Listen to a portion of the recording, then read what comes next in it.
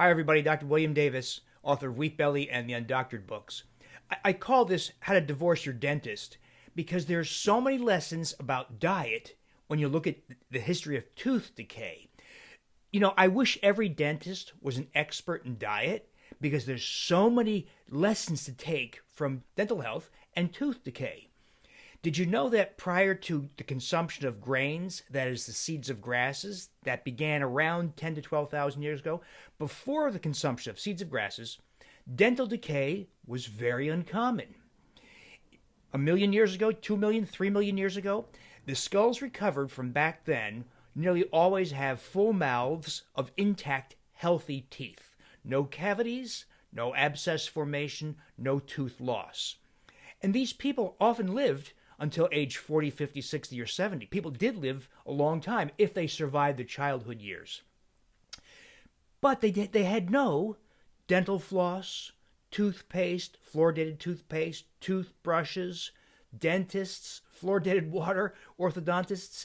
They had no dental hygiene to speak of, short of a twig, maybe to pick out some loose fragments of wild boar they just ate.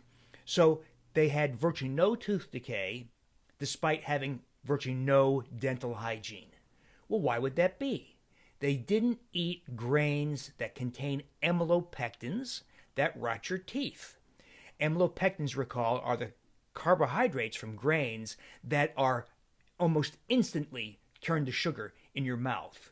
So it's like eating a bunch of sugar. Sugar is also a source of dental decay, but we all know that. But we're told to eat healthy whole grains, not told that the amylopectin carbohydrate rapidly is converted to sugar by the enzyme amylase in your saliva, also in the stomach, and it's converted to sugar, and it rots your teeth.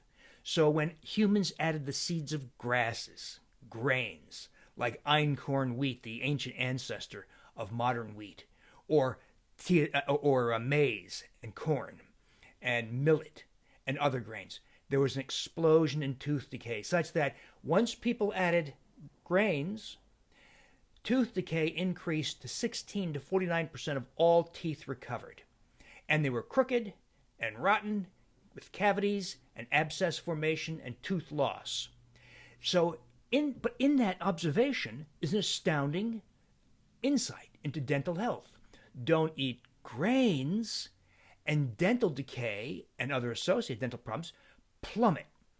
Now, I don't really mean that you have to divorce your dentist. There's a good reason to see them, because your prior life may have been filled with grains and sugars, right? So you may have to deal with a dentist just because of prior habits.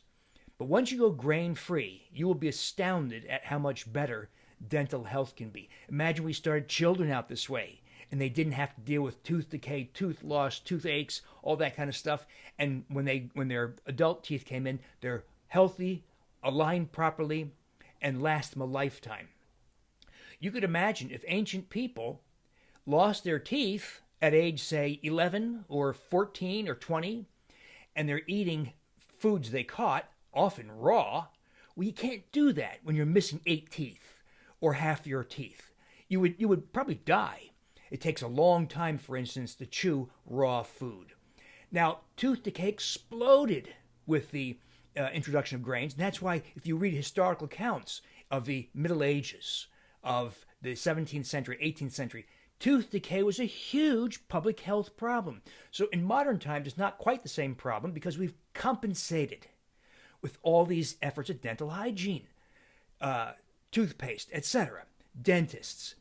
But what if we instead didn't become so reliant on dental hygiene alone and got rid of the food that triggers extravagant tooth decay? Grains, the seeds of grasses. So continue your dental hygiene efforts, but recognize that you've taken away this extravagantly effective producer of tooth rot, tooth decay, that is grains.